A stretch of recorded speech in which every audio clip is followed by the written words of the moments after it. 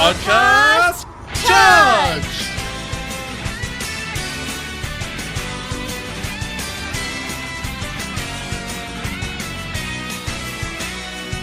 Hello everyone, and welcome to episode 138 of Lost in Translationmon. I'm May. And I'm Jack. And this time we'll be discussing the season of Digimon Savers and Digimon Data Squad all together overall. It's just our usual summary episode. So just because we always do this, the podcast for Savers had 23 episodes, excluding this one. And that all added up to be 42 hours, 0 minutes and 24 seconds. That's crazy. How do we do this for 42 hours? There's not even 42 hours of content in the show. There is. No, there isn't. What is that? 50? It's 48 Oh, episodes? there's 48 episodes, yeah, And that's you're 20 right. minutes each? Yeah, we discussed Savers more than there's actually Savers content. I think we do that with every season, though. Well, we last covered Frontier for 33 hours, and Tamers was for 48 hours. I think it's interesting because Frontier has more episodes, which implies that Frontier was so bad there was nothing to say. Yes. But, like, there was was a lot- significantly less to say. Well, and then with 02, and I believe Adventure we only discussed for 20 hours. That's different. Those were we were just getting into the show. Yeah, but also, Adventure was just like, there wasn't really much to say about Adventure. Because it was all new. Like, oh, that's weird. But it was also just, and we say this last time as well, and the time before, so we say this most times, that Adventure was just, it was okay. Like, it had some good parts in it, but for most part, it was just sort of, it didn't try to be anything different because... It had nothing to be different, Yeah, it too. had nothing to be different too. It was the baseline average. And Frontier, we just complained for 33 hours, I guess. And then Tamers having 48 hours. That's still, like, the most we've spoken about a full season, besides Atmon. Because there's a lot to say. Because we didn't talk about Atmon, but they were only, like, 20-minute episodes we were doing every week. I think what it has to do with Tamers is like, oh, we can talk about all the good stuff that Tamers does, but then all the stuff that's really disappointing and that no one talks about anymore. Yeah. So there's a podcast schedule update. We're no longer weekly. We don't exactly know what we'll be doing, but we'll keep you updated. There's a few other changes too, but we put out a blog post about this a couple of days ago, so if you're interested, read that. It's on our blog. We have a pretty good idea though. We've workshopped what the new schedule is going to look like, and we still think we'll be putting out content regularly. Yeah, I'll aim for still doing content weekly, be it podcast or video. I will be organising the Digimon manga. Jay does not want to be on that, so I'll be having that with someone else on it. I've actually asked Sam from the Moncast and Sporky from Going Digital, and that they've agreed, so we'll organise that and we'll be covering next soonish. So look forward to new guests and such. My time is just limited, so unfortunately, as much as V-Tamer was amazing, and I'm interested to see what happens in the manga of Next, I might even look at it independently because I'm a crazy person, but I don't have the additional time to do that show as well. Yeah, because Next is quite good, and people always say like it's the second best manga. Oh god, I'm gonna have to read this independently. Oh jeez. Well, if you start seeing like bits of it leak into the mainline shows, then you'll know. Yeah, which is good, which is very good. So there's also another update. YouTube is going to be demonetizing our channel because they have a new threshold of 4,000 hours of watch time within the past 12 months and 1,000 subscribers. So one can only imagine that this happened. Like, it's so weird. You can clearly link this to the Logan Paul stuff, but Yeah. they've punished one of the biggest YouTubers on YouTube by demonetizing all the small channels, and it doesn't make any sense.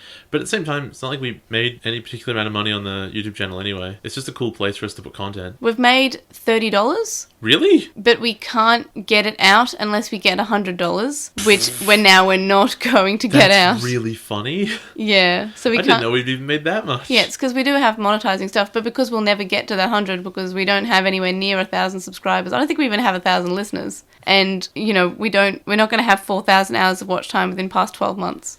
Well, it was good. It's not like, okay, we didn't lose anything in the process besides this mysterious $30. It's just going to sit there in our Google AdSense account. That's cool. And because this is just a special sort of summary episode, we're going to be moving on to straight to Postmon Pat now. For Postmon Pat this week, first up we had a weekly poll. And this week the question was, should Masaru have stayed in a coma with the other humans in the movie? So we had 16 votes and no comments. So we do have a majority of people say yes. So that was 68.75. So that's 11 votes. And 5 people said no, which is 31.25%. What do you think? I'm actually in the minority here. I do think him waking up is cool. And I think that they had a cool idea, which is like, oh, Masaru shows up and stuff gets really real. But I think that you could have done that in a really interesting way. You know what would have been cool? Mm-hmm. If instead of being Masaru, it's just like Agumon was sort of like hallucinating Masaru. I'm not sure that's as cool as you think. No, it's literally all a dream. No, it's not actually a dream. Like, he's just sort of... It's like he's speaking to Masaru, but it's more like the spirit of Masaru, or like... Because you know how How Masaru was falling down and heard his dad speak to him? It's like Agumon was quoting Masaru the whole movie. So imagine if he was just basically quoting Masaru word for word himself. What I would have liked is, rather than like speaking to Masaru then, that when he finally goes into his big evolution, like, and he does the big punch or whatever, you overlay like a spirit of Masaru, like they're punching together. Yeah, that would have been cute. So cool. I just feel like they could have done a lot better. Oh yeah, it definitely could have been better, but at the same time, it's like they were missing 2/3 of the movie. Yep. So we got a comment on YouTube from Boren32 who says that Galmon and Lalamon were told to come back when they were main characters. Poor Lalamon and Galmon, they deserve so much better. And on Tumblr we got one from Ellie Vorg who says, I totally agree about the plot of the movie being weird and confusing, particularly regarding rhythm and the lack of explanation she gets. However, I enjoy watching it anyway because of Agumon's role as the protagonist. It really highlights why he's the most interesting Digimon partner there's been. He absolutely idolizes Masaru to the point that he feels useless without him and can only keep going by clinging to the things that Aniki would say and do. That's a lot more unique than most other Digimon, who are only interesting in the way they influence their human partner and don't really have much going on their own side of things. Except for Gomamon, he's the best!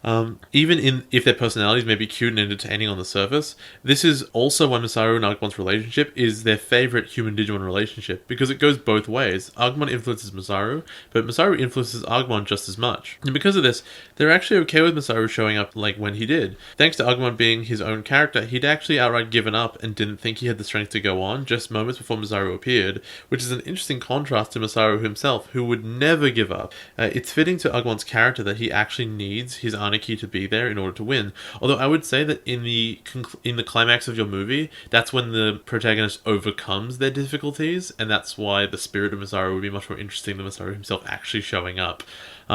It would be like a kung fu movie where like someone is training to beat the boss and the main antagonist, and he's like trying really hard, and just when he's about to give up because he cannot kung fu fight the boss too like hard enough, he just shoots him with a gun. It's like, oh, I guess you didn't overcome anything, you just brought a gun with you. Sure. Then Masaru gets to be presented as this impossibly strong, awesome guy who instantly saves the day, since that's kind of how Agumon views him, which is also a neat parallel to the way Masaru views his own father. That's not weird. It's not weird Masaru was Agumon's dad in this situation at all. They have to confess that they totally believe Masaru's words about being woken up because Agumon's actions lit a fire in his heart. It seems reasonable, although to me, that the moment where Agumon summoned all of his strength to break free of the vines in order to save Rhythm was so manly of him that it essentially caused the usual flow of emotional energy from human to Digimon to work in reverse, so that Agumon's emotions affected Masaru and woke him up. And I realized that Agumon's vines having burned away does make quite a bit of sense too, but if that's the case, then why didn't Tom and Yoshi and other random humans also show up at the same time? And my only answer to you is fireball teleportation. Only Masaru can do that. So how did he get from the other side of the city to here in 30 seconds? Fireball teleportation. Yes. It's gotta be that. Masaru has a lot of power, okay? He's got such weird powers that even in the weird recap episode with the Digimon in the radio studio, they're like, Galmon goes, how did you and Masaru do that? And Agumon's only response is, you know, Aniki and I, we fight against common sense. That's what we do. And everyone just goes, what? I love their logic, though. It's great. It's nonsense, but it's great. I'm glad they addressed it as well. Yeah, for sure. They addressed a few things in the series that just didn't make any sense at all. That's good. That's what they should do. Yeah, it was. It was like roasting themselves a little bit. It was a good time. So first of all, I want to talk about the characters in Digimon Savers, because we did get some. Well, we got one. let's not let it go. It's the segment. It's called Crazy Characters. Yes, I always name that. And it's increasingly embarrassing every season, isn't it? Yes. But I like alliteration, and I can't think of a better word that starts with C, except for the naughty words. You adore alliteration.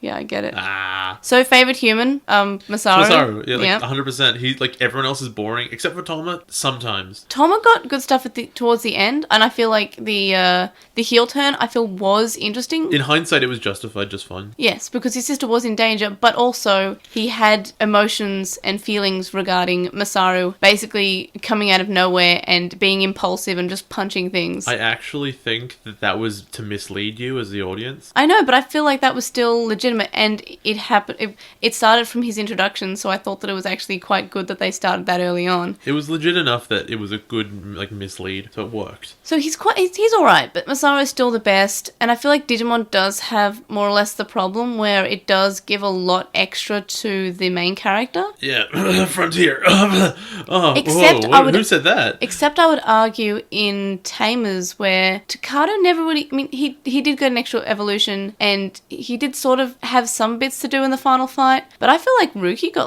She got a lot. She got the most character development because Takado didn't really need to change or evolve or anything. He was always perfect. Yeah, he's always perfect cinnamon roll. He doesn't have to be anything else. Least favourite, I'm sorry, is Yoshino. Yeah, it's gotta be. I mean, But I blame the writers. Me too, because what? Yeah, Tom is great. Well, Tom is pretty good, and Ikuto's pretty good, and then who else is there? The captain? Like, of the four main characters, I wouldn't it's clearly call her, Yoshi. like, Satsuma a main character. Yeah, I wouldn't. But the thing is, like, they could have done Yoshino fine. It's just, it's almost like they just said, no, this is shonen. We'll have a girl there because we need to have a female character. They clearly didn't care. You say that, but like, what's it called? My Hero Academia is shonen as hell, and the female characters in that are all great. Yeah, but it's like, they're not even that complicated, but they're all great. Favourite evolution, I really like Rosemon Burst Mode. My favourite evolution is Ivan's bio-evolution, because his neck goes all weird. Oh yeah, you mean, okay, the actual evolution clip. I was just talking about the evolution in general, like the one with the best design. Oh, I mean, yeah, Rosemon's great. I don't know what to tell you. The black and whites, it looks real good. Least favourite, I guess, and this is also my answer for my least favourite Digimon, is Sunflowmon. Oh, that's fun. Sunshine. Oh! Sunshine. Yeah, she's just, I feel sorry for her, but I'm just like, I can't get behind that design. Like, I never really liked Togemon's design, but that warmed to me because it was a giant boxing cactus. That's cool. It's silly. Sunflowmon just seems like Pokemon. You know, it looks, no, but like, Lalamon and Sunflowmon both look, in fact, Sunflowmon is a Pokemon. Yeah, it's Sunflower. Sunkern.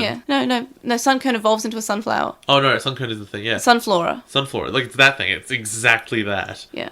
And favourite Digimon, I really like Kamemon. It's gotta be Agumon. Like, what are you talking about? Like, no, I mean, like, I like Kamemon. It's gotta be Agumon. What are you talking about? Kamemon's my friend. As far as least favourite, I'm actually gonna go with Piyomon. Oh, yeah. I think it's so lame. It's incredibly lame. It's just a big boy Piyomon. It just, like, that hurt. That's so annoying. I found that frustrating. What, that Piyomon was a boy in this? Oh, and also the worst main character is actually Kurata, because Kurata's never improved. He was crap the whole time. Well, that's actually my next question, which is bad guy groups. Well, you said it's favourite bad guy generally? No, bad guy or bad guy group. So, like, I'm going to say Biohybrids is my favourite. I liked bits and pieces of Yggdrasil at the end when they were I could have constructed a good character out of them. And in hindsight, because I think they're really funny, and I really wish they'd gotten any comeuppance at all, and they never, ever did, the Minister of Confidentiality. The worst, yeah, you're right, they are Because the bad guys. he's so incompetent, it's actually funny in hindsight. And like, he's such a cartoon. Yes. But he needed to get, like, hurt or injured or, like, something bad had to happen to him to make up for all the bad stuff he did. Yeah, they kind of, I feel like they forgot about him as soon as Kurata wasn't relevant anymore. The worst thing that ever happened, I think, is he got a bit embarrassed when Kurata Betrayed him, yeah. But you think they were introduced basically for Kurata. No, that's it. And because they were his power, because Kurata is, as a character, you can tell, would be stupid and pointless without having the government behind him. Yeah. And so yeah, my favourite was, just to go back to the Biohybrids, I feel like those are some of the strongest episodes we got in the season. You mean 2/3 of the Biohybrids? Yeah, except for one of them. And that's my main complaint. I'll go into it now. He's so crap. Koki could have had like such an easy thing, like maybe Masaru fought him once. It's okay, And he got salty. So you mean the plot of V-Tamer? Yes. Why not? You mean they fought to a draw, and then Masaru was like, yeah, we both won. And then he goes, no, we both lost. Yeah, and how could you? I was 100% fighter. That's so easy to do. I was the 100% Street Fighter. They come up with a reason that Koki's just angry. But he would just know, he's just an angry little boy. And that's his thing. Like, Ivan and Nanami had great ones. Like, Ivan's doing it all for his siblings. And Nanami just, like, she's kind of bored. Like, that's a pretty easy one. Like, oh no, she's not actually, like, evil or good or whatever. She's just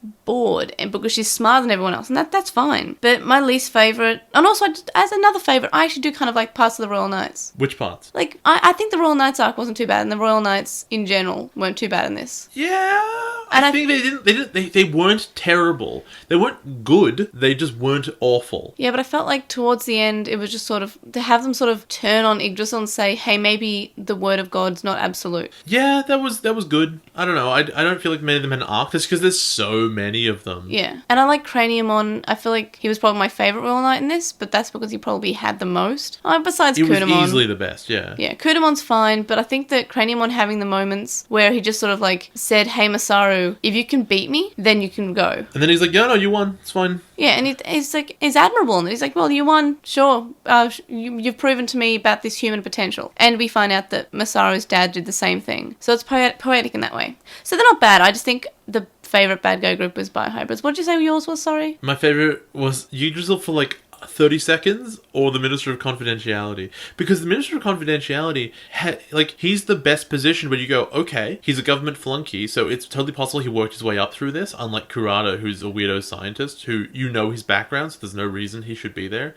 And then the way he acts, he doesn't get all this weird Digimon crap. He doesn't care. Yeah. He's like a weirdo politician. And I think that he was really funny in hindsight. I would probably just hate him a lot, but like, I don't know. I think he's also a decent choice because he's the bad guy that you want to hate the most, and also you have the best reason to. But least favourite? Kurata. He's just written so badly. See, I don't actually know who's my least favourite. Well, you gotta pick someone. Probably Yggdrasil then. Probably like the giant dumb Yggdrasil. Yeah, it's bad. Yeah. But no, because and I did see a few people in our listener opinions had a favourite bad guy, Kurata, least favourite bad guy, Kurata, and a few people did that. That's fair. Because that's actually reasonable, because there were parts of the Kurata arc that were fine. And, I mean, technically the biohybrids are because of Kurata. Yeah, but that doesn't mean that he's better for it. Let's talk about character stories and character growth, and how Yoshino had bad character development. Yeah, only thing we know about her is that she has anxiety, but she got over it. Yeah, but her sisters aren't even given characters. They don't physically appear. And then when we had the burst mode episode, that's meant to be like the continuation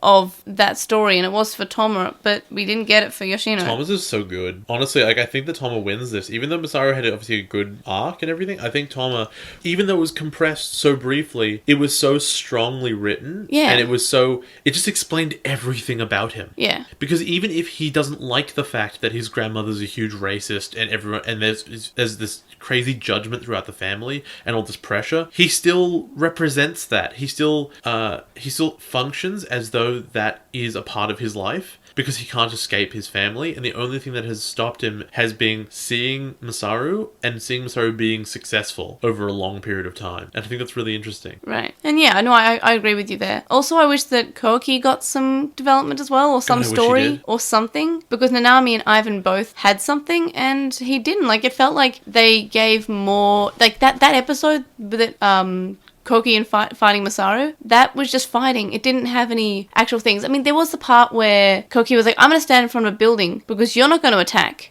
But I don't care what happens to the humans. Yeah, it's a good idea. And that was a good part of the episode. But we never got any story besides why he's like this, besides he's just angry. We don't know why. Why are you like this? But we even see him in the epilogue, not wearing a helmet. It's fine, he's arrested now. Yeah, hopefully. He's arrested for not having a character. Yoshino's also there. Now for the listener opinions. Favourite characters. This whole survey got 30 responses, and 30 people answered this, and for most part we had everyone responding to a question. I'll only say otherwise if it wasn't the full 30. So 80% say Masaru. Was their favourite? Yeah. And 10% say Ikuto was their favourite. That's not even wrong. Like, Ikuto he's cute. Ikuto did have some good story behind him. That bit where they're playing shogi badly is my favourite. On their flicking the head, yeah, no, that's good.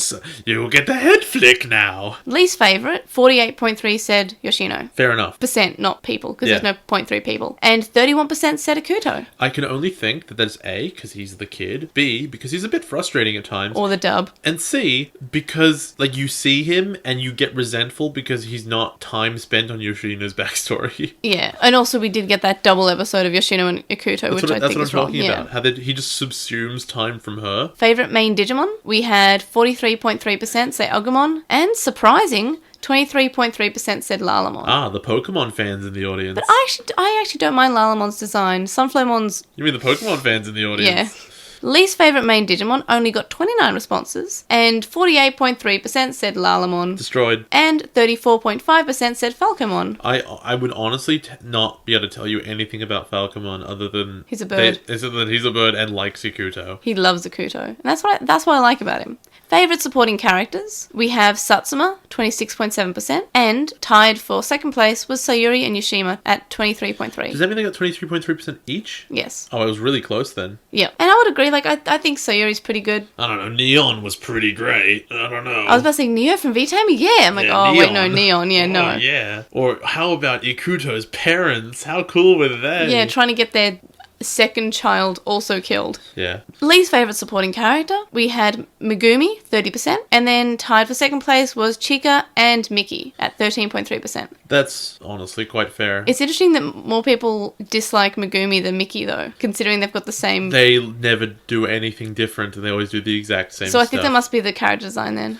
It also might be an issue of just, like, people flipped coins when looking at the names. Yeah. And they should have been one option. Yeah, Mickey and Megumi. Honestly, I just wanted to see who people preferred over the two. Well, we found out, didn't we? Or rather, who they didn't prefer. Favourite bad guy? 33.3% said biohybrids. Well, this just means... Because how many options were there for this? What, 3 options? No, it was basically every main bad guy. So Yggdrasil, Royal Knights, biohybrids. Okay, Yggdrasil and the Royal Knights would probably get lumped together in this. But then again, so would hybrids and Hirata usually, so...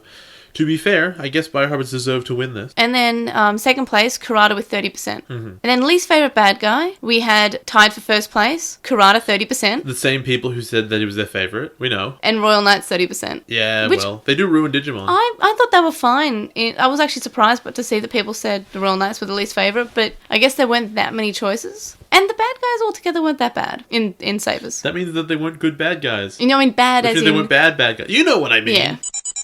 The next segment is Daring Differences, which is about the differences between the English and the Japanese version. So, I guess for our thoughts, I'm not going to mention Citramon because that's a low-hanging orange. Ooh, that was good. You could have gone with low-hanging fruit. It still would have worked as a pun. I know, but I also made that joke like in the Citramon episode. I don't remember that. That's fine. It's been long enough. No one remembers. We went through Citramon a lot in that episode. Like it's a change, but they made it. As for what I thought the biggest change was, Bancho Leomon's weird friend obsession, which is only in the first episode that he's introduced, and then they remove it. Especially in hindsight. Yeah. That one's real bad. Yeah. That one's like really nonsense. God, I really should have prepared for this in advance. I know I've oh no, it's King and God. Definitely a difference between King and God is a huge difference. Even though the Royal Knights sort of also make sense if they're following a king. Yeah, but they don't. It doesn't make sense how that you relate to a king and how the king treats you and how you like react to one. Because if he thinks he's a king, just punch him. Also, we're talking about occupations. Also, the whole aniki to boss sort of thing. It's less because the employee. Oh, you're my follower. You're my employee. Yeah, but the thing is, it's still just subordination through trust and like getting protection and stuff. It's a minor difference compared to a king, a person who just believes themselves to be a ruler of a place,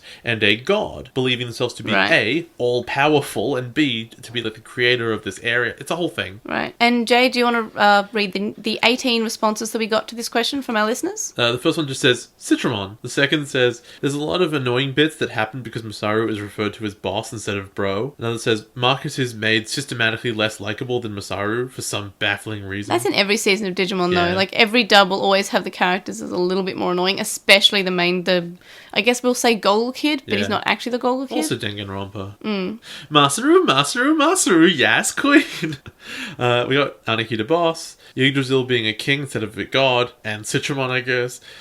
It would either have to be the Bancho business or the god gobbledygook. So basically the ones we both said. Absolutely. I would have to say that the music. I've never got to watch all of Savers as opposed to Data Squad, but the type of music used in Data Squad feels very exciting, like workout music, while the music in Savers feels more like just music you would listen to because it's just enjoyable, if that makes sense. Masaru's base character as street thug / hothead in Japan with turf, etc., versus being just a fighter in the dub. And that's an issue of culture, I think. Yeah. It just doesn't exist in America as much. Because Bancho doesn't exist. And not much really, mainly dialogue and cosmetics. Citramon, I assume. Probably the language. One of them uses English audio while the other opts for Japanese. Ooh, I can't believe it's taken us this long to get a response like that. Yeah. King Drazel. Ugh. The worst part about it is that it carried over to the localization of Cyber Sleuth. Pretty sure the target age range can handle a little Norse mythology. I mean, the worst thing that's in the worst localization name change would have to be. Oh, I can't even remember. In the English of Cyber Sleuth, is it King Drazel? Yes. Oh my gosh. But I also want to say that there is a Digimon who is called Creepymon, but he's actually I forgot. I think he's like Pedomon. No. It's not Demon. It's something else. But he's Creepymon in the dub, and it's weird. Isn't that Evilmon? No, it's different. No, that becomes Vilemon. Marcus has no kindness. One says DNA charge still doesn't sound right, but it has to be Bomber Nanimon to Citrusmon. Yeah, of course. Marcus's character. They removed nearly everything that made Masaru interesting and distinctive, and replaced it with generic shonen talk about friendship or believing in yourself or whatever. And then on top of that, they made him into a jerk, whereas Masaru is actually a pretty great, kind-hearted person. It's consistent enough that it's clearly deliberate, and I have no idea why the dubbers thought this was a good idea. Also, speaking of Masaru being changed, that whole, like, falling off the monkey bars part that was referenced in the original, but it was changed to a reference to a reference to Kingdom Hearts. But then when at the end, when Bacheliemon said, "I'm your father because remember this memory," and it sort of means less because it's like, oh yeah, he did actually say that, like, a long time ago. We got one that just says Yggdrasil to King Drazel, then Anarchy to boss, and then the removal of Masaru's idea of being a man. Of course, you may consider this a good or a bad thing, but it is a big change. I still feel like he still mentions being a man sometimes. It's not as much, and so it's not as much of a theme. Now it's just a thing he says sometimes. And then Citramon, Yoshino's voice acting, and Thomas verbally apologizing to Masaru in the dub of episode 37. That was awful. Yeah, because in the original, he's quoting basically what he said when he first met him about how his fists are unwavering and don't have plan and stuff like that. And he's like, nah, sorry, man. But he's saying it in a nice way. He says, and that's why it's so hard not to like you. But then he's just like, yeah, he's just apologizing, saying, oh, sorry for doing this. I'm still so mad they made him scream during his burst mode thing, because that's not the character at all. Our next discussion is about exciting episodes. You can see me with my alliteration again. Love it. So, for our thoughts, the best episode, I think episode 46, which is the episode where Banch and Leomon are both dying with Suguru, and it's just as Masaru's reunited with him, and we sort of know why Banch and Leomon didn't explain that he was Masaru's dad, and I think it's a pretty good episode. It's just the one that rings to mind. That and the finale episode. My favourite is when Ikuto hangs out at Masaru's house and they just have a good time. I also had that down. That was episode 22. I love that. I believe, so or maybe 21. That was good, and they play shogi. I believe that was that one because they just beat Saber Leomon right at the end for free. Yeah. It was a good time. Also, Ivan and Nanami fight episodes were quite good. Yeah. I think episode 22 was like the first one I said, hey, this is a really good episode, and I think I might have given it a 9 at the time. Because everything else was kind of lame. For worst episode, I'm going to have to say episode 8, which was Yoshino gets her Cinderella story, which was the singer Neon one. I felt that was almost a bit of a cop-out because she didn't actually fight the fight. I'm trying to remember what were really bad episodes, because I think the ones that I didn't like were just boring. And it's always the ones at the start that are the less good ones, because it's when they sort of have to teach you about the world, they have to teach you about the characters. There would have been that Kurata one where I got really upset, and then I eventually turned around on it entirely, because in hindsight it was good. Yeah. So I can't say that one. So yeah, let's go with the one where it became obvious that Yoshi was never going to have a character. Yeah, because she didn't even fight her own fight, and they wouldn't let her. It was just, What about best arc? So, the best arc, because I don't like any of that stuff in the digital world, really. I liked Biohybrids, and I will say it's an arc, because it was. It was an arc within an arc, and the Kurata arc was the bigger arc, but the best part of it was the Biohybrids. In this case, I like them rescuing Ikuto and all that stuff, because I got to yell about Ikuto's crap parents. Like Marukimon, so you would say Marukimon's arc? Not really. I don't want to say that. But the Marukimon's arc was an antagonist, wasn't he? Yeah. Was he even on the list? No. Oh my god, because we forgot. I didn't even put Saber Leomon on the list. That doesn't count. He was a monster of the week. Yeah, considering he died fairly quickly, Was Gotsumon on the list? No. He should have been. The true evil of Digimon Sabers, Gotsumon. He kind of was. The thing is, I forgot, yeah, you're right, Saber Leomon showed up to basically show Kurata off. He came in as a jobber. Absolutely. Because he died fairly instantly to Kurata. And those who don't know, jobber is a term in wrestling. When you're trying to, in wrestling, when you're trying to make someone, particularly if they're new or newish, meant to be strong. Make them look good. Yeah, so this person will come in, and his job is to make the other person look good. Yeah, and make them look strong. And sometimes it can be a squash match, sometimes it can be longer than a squash match. But at the end of the day, even if he's really strong and really good, he makes the other person look good, the person that he's fighting against. Yeah, as for worst arc, I think Kurata. I was so angry the whole time, even though there were good bits in it. It made me so angry that because that bad guy is so weak, from a writing perspective, that I just wish it hadn't happened. I know it's important for the whole show, but it was just frustrating. Every time anything would happen. It took place over 2 days. Do you remember that? Yeah. See, my worst arc was, and this is another sort of it was required to happen, the introduction arc. The episodes there were all fairly I guess that was okay, but they're all they were just okay episodes. Yeah. But I think I can say that about every season of Digimon. The introduction arc was just okay. Pretty much. It's a bit of a cop-out answer that I just gave. And that's because I like the rest of it. And you know what? Your intro arc should be your worst arc. Yeah. And we got some listener opinions. The favourite arc, 30% said Kurata, and 26.7% said Marukimon. So that's sort of the, not intro, but the one right afterwards. Yeah. As far as least favourite arc, a lot of people said the intro, which I guess they agree with you. And then Yggdrasil, which I'm not going to argue with that. It wasn't that great. It Yeah. had Suguru in it, but that was weird as well. It did have some good points though, and I would say the Royal Knights were a good point of it, surprisingly. The only the only episode that got a majority for favorite episode was the finale. Yeah, because everyone, episode 48. like this is a hard one to get any sort of Agreement. majority over, because it's like there's 48 options and 30 people responded, and a lot of people the majority of the options were just like individual Unique. episodes having one each, and I was like, well, I can either read out multiple like ones and take 10 minutes, or I can just read out the top one. So that was And the finale. For least favorite episode, we got 16-ish% for King Drazel's Fatal Decision, which is the clip show episode, which honestly, I don't think deserves to be the worst episode because it made that character almost decent. Yeah, I didn't even think about that, but also I still think it was a clip show, but it sort of made sense because it was. We know why Yggdrasil is why he how he is and why he came to this conclusion, even though he says it was a test anyway. Also, I have to compare it to the Atmon clip show, and this was just so much better. Oh, the Atmon clip show was like, I didn't even count that when we were doing our summary episode. I was like, we can't just say the clip show episode because that is the worst episode, but that's not fair on the rest of the show because I'm sure there's another bad episode. And then other people said the one where Agumon runs away, episode 6, the Ultimate Team No More. So that was tied, yeah, the first place. Also, I should mention that the favourite episode only had 20 responses, and the least favourite episode only had 19. I like that because one person's just like, I can't say anything of these were bad though. Yeah, it was the same for the least favourite character, if I That's recall so correctly. cute. The next discussion is about season similarities, which is a bad title because we're not actually talking about similarities between the seasons. We're just comparing savers to other seasons that we've watched so far. Also, you would have written it as similar seasons because that would be in line with all the other ones. Yeah, you're right. It's only been a couple of years. Yeah, you're right. We'll get there one day. Is it better than Adventure? Yes, probably. I would a little agree. bit. Just a bit. Not very much, but a bit. But it dares to do more than Adventure. What I would say is the things it does better than Adventure, it does really well, like Masaru. Yeah. And having like that character be nice. And the things it does badly, it does really badly. The bad guys and the supporting main characters, like Yoshi. Yeah, because the supporting main characters in Adventure, and there was a cast of 8. Whereas the actual story beats that happen in Savers are more interesting, like Yes. Thomas' whole backstory stuff. But I would say there are more interesting characters generally in Adventure. Yes. Was better than Zero Two. Absolutely, Zero Yes. Two was trash. Better than Tamers, I'm not sure, because I feel like there were parts in Tamers where we just... There was one bad arc, and then everything else Tamers was probably better. Yeah. Better than Frontier, yes. Yes, everything's better than Frontier. Frontier is one of the worst things I've ever Even to the watch. girl character's better than Frontier. That is also true. Better than Try?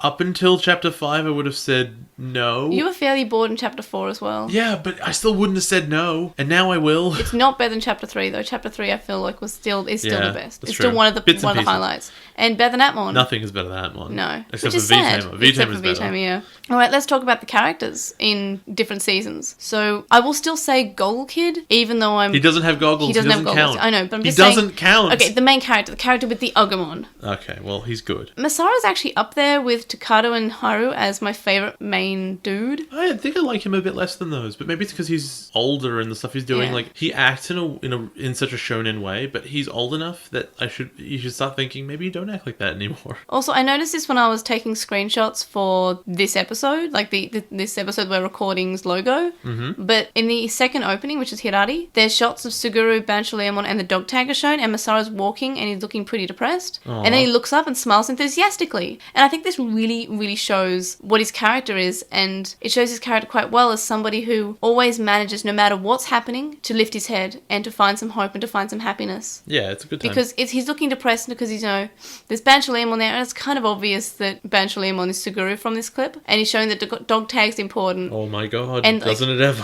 But the thing is, Banshaleamon comes forward, and Suguru goes away, and Suguru fades out, and Banshaleamon becomes clearer. Ah, it's fine. I would have noticed it if it was Yeah. important. But you notice the Royal Knights was in the next scene or the that's- scene before. To be fair, it was because they hadn't shown up in the show yet. Yeah, but no, I just found that was quite interesting. But no, I think he's a pretty good gold kid. I mean, out of all of Adventure, as in Adventure, Zero, 2, and Try, Taichi's great. Yes, Taichi's awesome. I love him. Especially in the stage play, he was fine. I think I really liked him in Zero 2, actually. Yeah, and Zero 2 is probably the best part of Zero 2 because and we talk about this constantly when we talk about this favourite part of Zero 2 was when they say, hey Hikari, we have to tell these kids to kill Digimon. That's the best. Lone Wolf, obviously, Tom is pretty good. I actually really like him in hindsight. I never thought I would, and now in hindsight, I love him. Also, I think he's really good. His heel turn is written Super better than justified. Matt's. Yeah. I don't think he's as good as Ruki, though. It's pretty tough. But his issues with the main boy seemed more valid than in previous seasons. Like, that's always been a thing. The Lone Wolf has problems with the main boy. Well, it's funny, though, because, like, his issues are justified by the way everyone else reacts, and everyone else reacts irrationally. They say, oh, Masaru, you're so great, even though it's like, oh, Tom was like, oh, it's my idea. So, like, they don't have personal issues. He has issues with the way other people react to Masaru, and that's their fault, not Masaru's fault. Yes. Which I think is weird. But and Ruki sort of just didn't like people in general, so that was her issue with Takado. I like her, though. She's fun. Yeah, she's great. But every other season, they've sort of just given not so much of a good idea, like a good reason for the Lone Wolf to not like the Golden Boy. Like, it's just because, they just don't like each other. They're just dicks. I guess Frontier was okay. Like, he was just a dick. No, he said, oh, you're not impulsive, you're impulsive and you don't think things through, but that's... No, he was just a dick. Yeah. And Toma was actually reasonable. For a girl, Yoshino's better than Azumi, at least. That's all there is to say. Moving on. And I'm just like... I mean, even Mimi's great. Mimi's the best. Don't say even Mimi. She's good. Yeah, she's still one of my favorites. For the nerd, I guess we'll have to say Toma's the nerd for this season. I don't think we need to put a nerd category in. There aren't enough archetypes for the number of characters we ended up with. But he's shown to be more strategic than intelligent, and it's just sort of like, it's not used in the same way as Koshiro Miyako. It's not used as often as it could be if he was the nerd. Well, he's not a nerd, right? Yeah. He's just a smart guy. Yeah, but that's like the nerd character's the That's genius. not what the nerd is. Yeah. Then we have the little kid, and I actually think Ikuto might be my favorite, little kid character. Yeah, because know what, maybe. The thing is, he's a lot less annoying, and he's not a crybaby like every other little kid that's been in the show. Like He's actually TK, quite endearing. crybaby. Oh, Iori wasn't the crybaby, but he was just nothing. Yeah, it was very, very boring. Except for that one episode, I guess, but it's still really boring. And yes, Ikuto does cry, but he cried for like really decent reasons that is pretty far for an 8-year-old to comprehend. Like his mom died. Or watching the death of Frigimon and Marukimon, who basically were his parents. So yeah, and reuniting with his birth parents, he cried, and then saying goodbye to his best friend. And those, I think, are reasonable things. He's also the guy who shows up halfway through, which, again, so was Kari, and she was also the little kid. Not as much, but she obviously fit that category as well. Yeah. We just said Ikuto's a good time. He's way better than Ryo, because Ryo sucked. And Ryo also showed up halfway through in the digital world, already knowing about the universe. No, but he sucked, though, because he didn't tell them anything.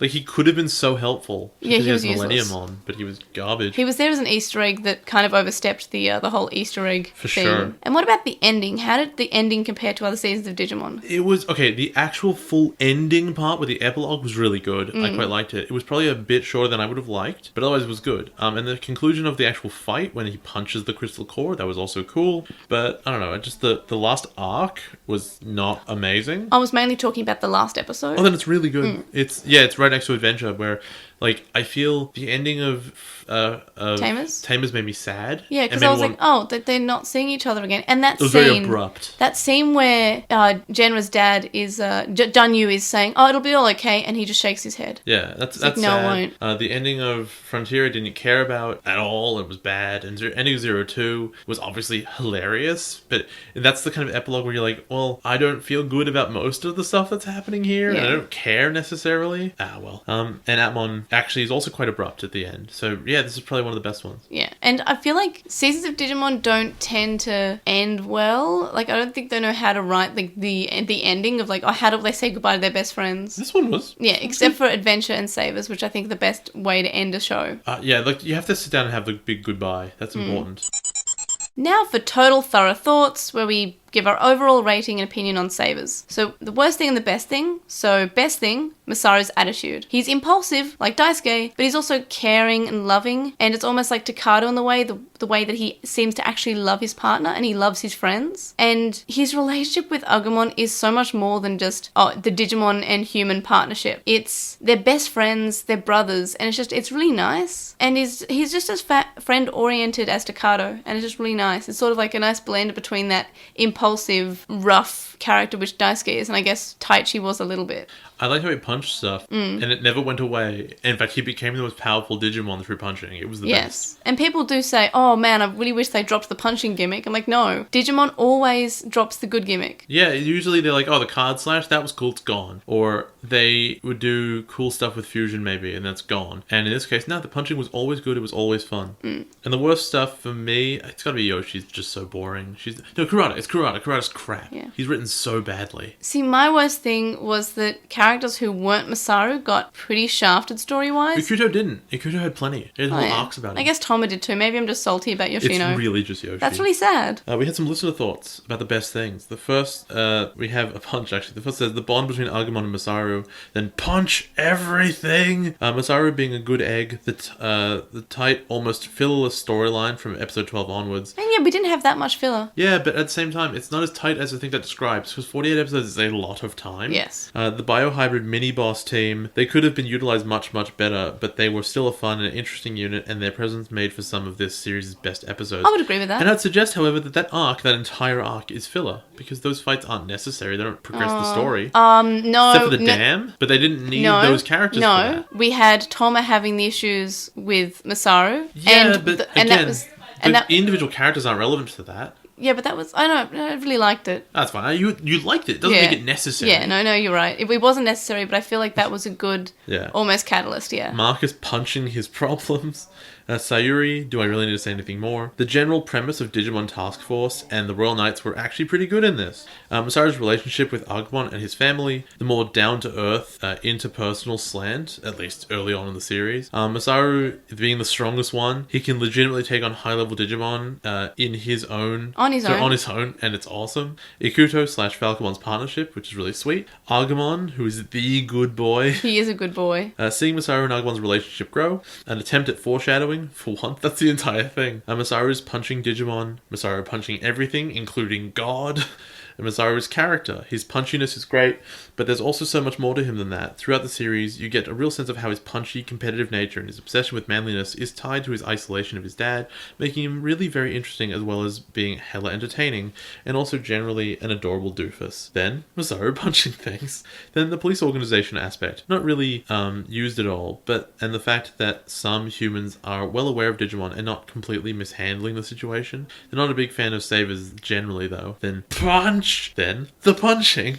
Then there are good adults with Digimon partners. Oh, and the variations of Digidissolve charge sequences. Now, people really liked the punching, and so they should. Then, with the worst things, people say Yoshi's lack of development, the lack of development of Yoshi. It's infuriating that she gets the short end of the stick. Hell, Ikuto might have more development, and he does.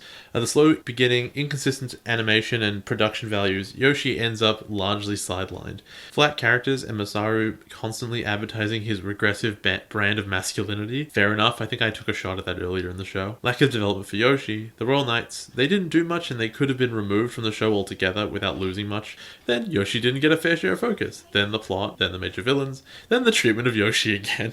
The last time we had a main cast of 3 characters, being tamers, they were all incredibly developed and went through an entire character arc each, except for, what's his name? Henry, just say Henry. Except for Henry, who got like nothing. It was Terriermon, he got all the cool stuff. Yoshi, however, was just treated as a side character who needed to evolve in a character-based episode because she was on the poster. Kurata's character, painfully exposed by Jay throughout the arc. Yes! I always loved Kurata as the crazy mad scientist with lab coat and glasses and easy-to-hate villain, but as Jay lays bare, Kurata was written so badly.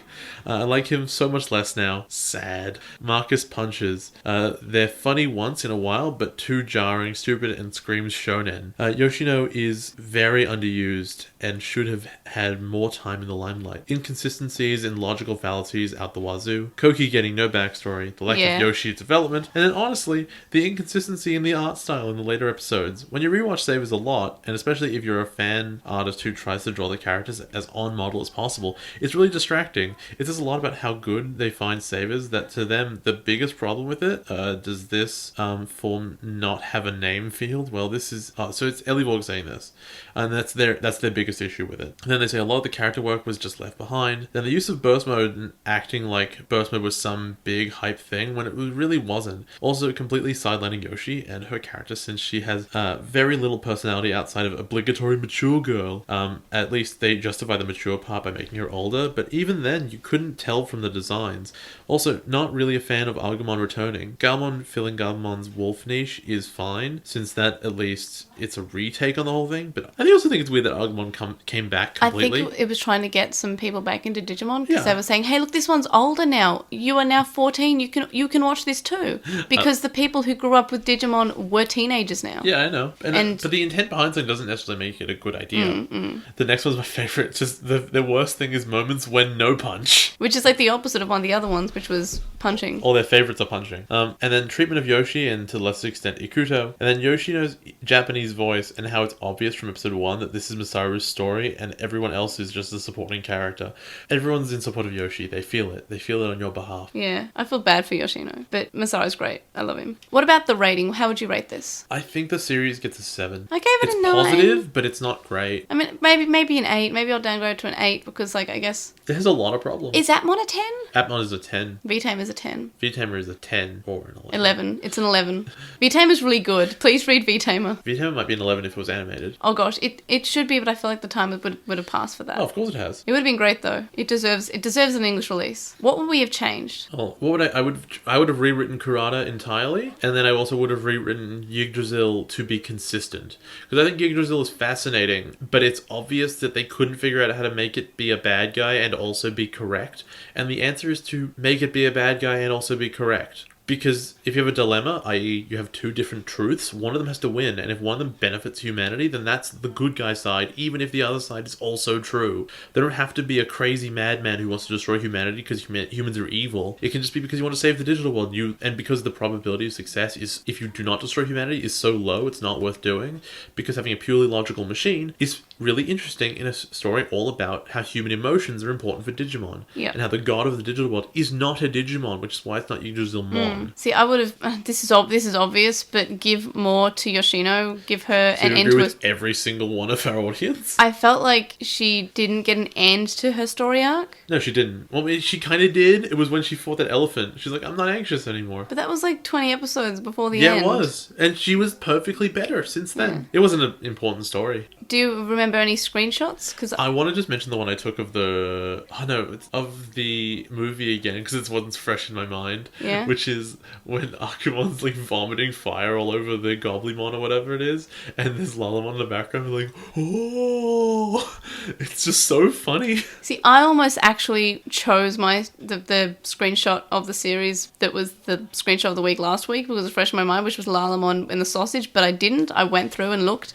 It's actually Relena meeting Galmon when she's It just was like, very cute. she touches, like, oh, your nose is wet, your fur's soft, like a real dog. It's so cute. He says that he's not a dog in the recap episode. It's really sad. Aw. He lies to himself. Why would he He's do like, this? well, he's not a dog, to be fair. And now we're going to look towards the future to reclaim the digital world. No, we're going to be... I had lived that, actually. I was just like, hey, that actually sounds like That was Frontier. good. I'm going to That was reference good. Frontier. Let's talk about Xros Wars. There are some links, and I would like you to click those links, please. Okay, so I've seen the first one, which is the Digivice, and I'm going to tell you right now. I know exactly what you're going to say. Is it A, a microphone, or B, a head raiser? That's not what I thought you were going to say. Because when I was getting the photos, I was just like, gee, that looks a lot like a Pokedex. Oh, I guess. And I was like, gee, I bet Jay's going to say that, and you didn't, and honestly, I'm surprised. It looks like you're going to a barber shop and they're going to shave your head now. It's the clippers. Yeah. It's exactly what it looks like. It's the shape. And the art, let's see, I actually have no idea what Xros Wars looks like. Except for that looks bad. You said it about every season. No, you know what this looks like though? What? This looks like they ran out of budget from Savers. It looks legitimately like Brazilian Dogmons. Oh, no. I don't know, there's just something about all the character designs and they're all awful. God, okay, was this made in 2006? No, it was made in 2010? That's embarrassing. Maybe We 2011? knew good stuff in 2010. That's really embarrassing. Yeah. So am I playing these songs? Yeah, the intro, yeah, you just load them up and put them near your microphone. Do I gotta... Yeah, we always do. Oh man, this is not Oh, gonna jeez. play good. Are you gonna just put the actual audio over this? No, we never do. Just put it in the microphone. Alright then.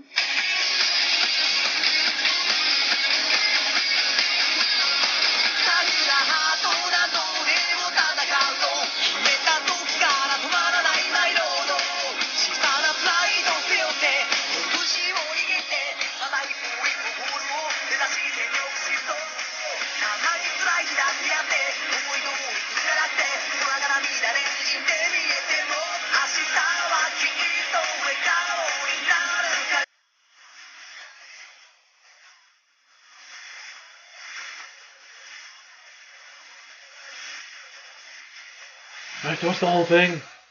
It's only a minute and a bit.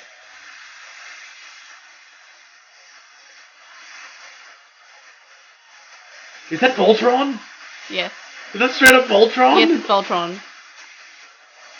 They just killed that elephant. Who's the Bishy boy? Which fishy boy? The one with the dragons. Who's the guy with the terrible hair with the little soldiers?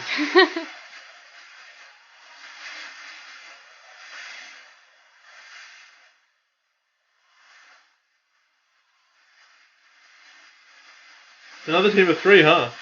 Oh man, is it a full version? Yeah, you can stop it now. Oh no, it's zooming out. I hope that was the opening. I'm It pretty looked like the opening. Yeah. So what do you think? I thought that was the most generic music we've ever had at the beginning. Yes. And I think that all the characters look crap, but I think that the Digimon look cool. I mean, it's not Watakoji, so... Shoutmon looks alright, and I love the pink rabbit. I love the pink rabbit. It's my favorite. What would you call this pink rabbit? I'd call it, ListenMon. No. Okay, because like shout and No, listen. it has nothing to do with shout. Okay, what is it? How would you describe this? Is it called Pink Bunmon? Close. Well, how else would you describe it? Rabimon? No. We already have a Rabbimon. Bunnymon? Really? No, it's not a Bunnymon. Well, what is it then? No, how would you describe this thing? What would It's a pink bunny! Yeah, and how would you say it would look? It's a cute one, isn't it? Yeah. Oh my god! Yeah. Okay, let's go English. Just one You've actually already seen this before. Oh, this is embarrassing for me to listen to. Right? It's an interesting dub. It's very cheesy. This makes me want to die. Did you know Same. that? I like the auto-tune. That's my favourite part. It legitimately hurts my chest because it feels like it's a parody. It's like Worst Frontier. Now this is 2010. Yeah.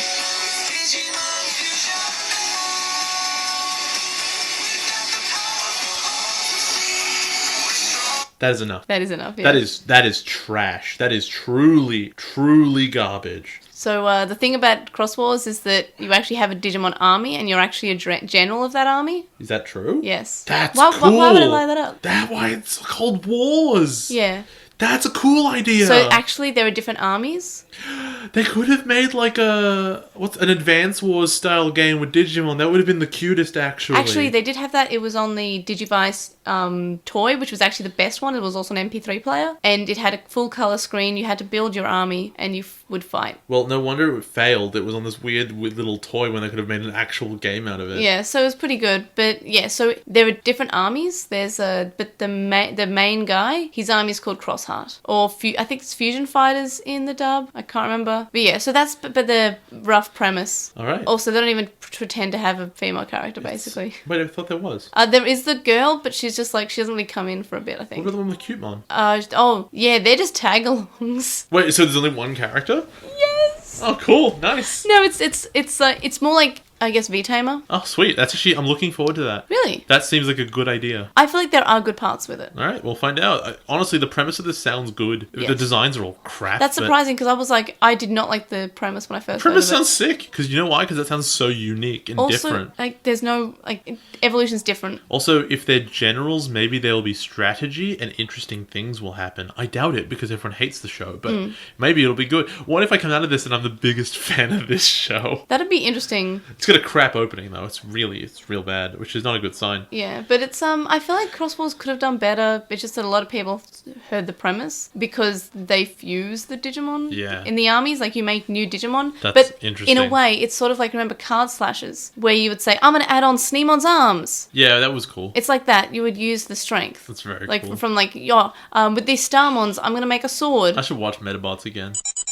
Alright everybody, join us for the next episode of Darling in the Franxx. Mikey goes to another world. Or, Taiki, go to another world. And he is Shoutmon, hear him roar. Or, Shoutmon Roar. The link dump's linked in the description, and our Redbubble's also linked in the description, and you can get more than just shirts there too.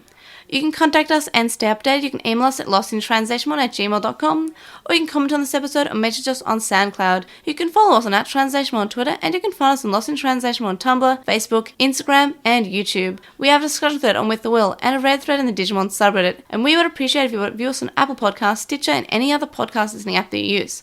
Ratings really do assist people finding out about the podcast. We also have a website. You can vote in our polls, check out our release schedule, which we're currently, as I mentioned, in the progress of working out what what that'll look like. I'm going to be trying to release stuff on my own and see how that goes. But as soon as I start updating that, I will make a blog post about it, which you can also find on our website, all our blog posts. I'm writing a review at the moment about the 20th anniversary art book. I'm a big fan of it. You can also donate to our Patreon with link in the description from as little as $1 a month. And that gets you access to a list of Slack chat group. But there are higher levels and more rewards such as notes, early episodes, and more. And thank you to our Patreon supporters, Sam Krieger, who has a podcast with Stevie called The Moncast, Stevie, who is also Stevie Padman on Tumblr and is currently taking commissions there, Wuxinglong, who you can find at twitch.tv/Wuxinglong, Metalmamimon, Joe, Anime Guy, who's Anime Guy Kurosaki and the number 1 on YouTube, Chuckmon, Hiro Olato, who's at Hiro Olato on Twitter, Jason Morosky, Ryuchi, who's Frostman Miradic on Archive of Our Own, and Inkit.com/Ryden Allen, Stephen Reeves, who's at WildLink64 on Twitter, Kaidawashi, Mac, Noam, Riku, Chisai, who you can follow at Chisa236 on Tumblr,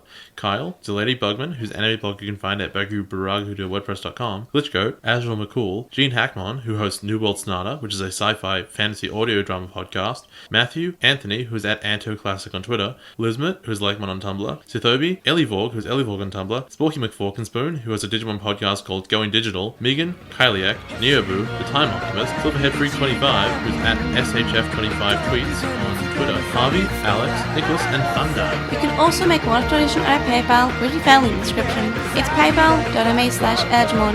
Make sure to notice for the podcast. We'll see you guys next time. Bye.